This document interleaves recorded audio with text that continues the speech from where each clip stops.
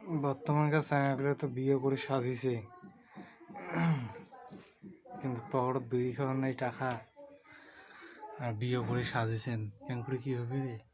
হ্যাঁ, পকেটত বিড়ি খাওয়া নাই টাকা। এখন তো তোমরা ওইগুলো কইবেন ভাই, তুই কি বাল ছেড়ে রাখছিস, কিন্তু পরিস্থিতি ওইটাই এসছে।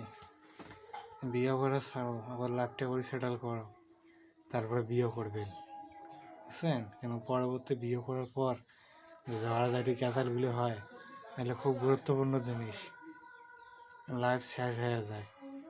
কয়েকটা জিনিস মাথায় রাখতে হবে, তারপরে বিয়েটা করো ভাই।